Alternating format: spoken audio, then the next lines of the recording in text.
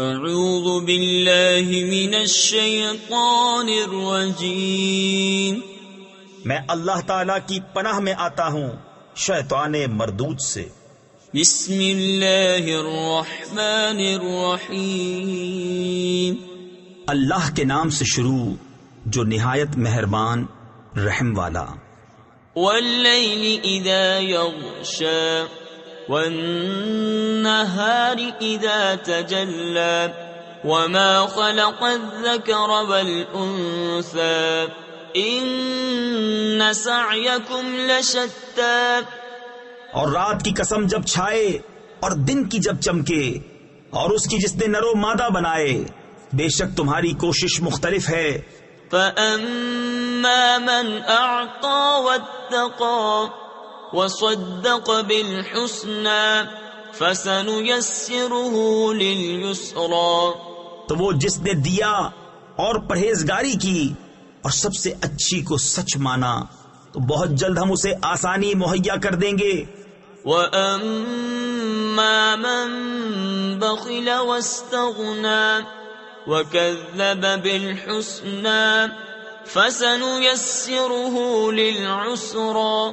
اور وہ جس نے بخل کیا اور بے پرواہ بنا اور سب سے اچھی کو جھٹلایا، تو بہت جلد ہم اسے دشواری مہیا کر دیں گے۔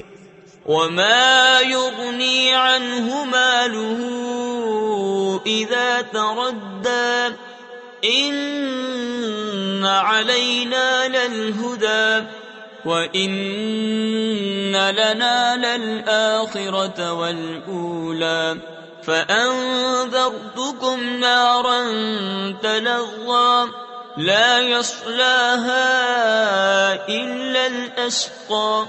اور اس کا مال اسے کام نہ آئے گا جب ہلاکت میں پڑے گا۔ بے شک ہدایت فرمانا ہمارے ذمے ہے، اور بے شک آخرت اور دنیا دونوں کے ہم ہی مالک ہیں۔ تو میں تمہیں ڈراتا ہوں اس آگ سے جو بھڑک رہی ہے، نہ جائے گا اس میں مگر بڑا بدبخت۔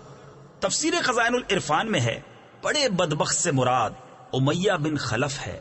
الذی کذب وتولی وَسَيُجَنَّبُهَا الْأَتْقَى۔ جس نے جھٹلایا اور منہ پھیرا، اور بہت جلد اس سے دور رکھا جائے گا جو سب سے بڑا پرہیزگار۔ تفسیر خزائن العرفان میں ہے یعنی امیر المومنین حضرت سیدنا صدیق اکبر رضی اللہ تعالی عنہ کو۔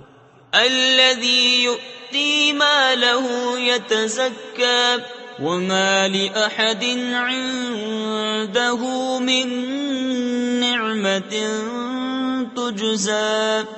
جو اپنا مال دیتا ہے کہ ستھرا ہو، اور کسی کا اس پر کچھ احسان نہیں جس کا بدلہ دیا جائے۔ تفسیر خزائن العرفان میں ہے جب حضرت سیدنا صدیق اکبر رضی اللہ تعالی عنہ نے حضرت سیدنا بلال حبشی رضی اللہ تعالی عنہ کو بہت زیادہ قیمت پر خرید کر آزاد کیا، تو کفار کو حیرت ہوئی، اور انہوں نے کہا کہ حضرت صدیق اکبر رضی اللہ تعالی عنہ نے ایسا کیوں کیا؟ شاید بلال کا ان پر کوئی احسان ہوگا جو انہوں نے اتنی گراں قیمت دے کر خریدا اور آزاد کیا۔ اس پر یہ آیت نازل ہوئی۔ تفسیر نور العرفان میں ہے اس آیت مبارکہ سے یہ بھی معلوم ہوا کہ بزرگوں کے فضائل کی اہمیت کو کم کرنا کفار کا طریقہ ہے، اور ان سے کفار کے تان دور کر کے عظمت کو ظاہر کرنا طریقہ الہیہ ہے۔ إِلَّا ابْتِغَاءَ وَجْهِ رَبِّهِ الْأَعْلَى وَلَسَوْفَ يَرْضَى۔ صرف اپنے رب کی رضا چاہتا جو سب سے بلند ہے، اور بے شک قریب ہے کہ وہ راضی ہوگا۔ صدق اللہ العظیم۔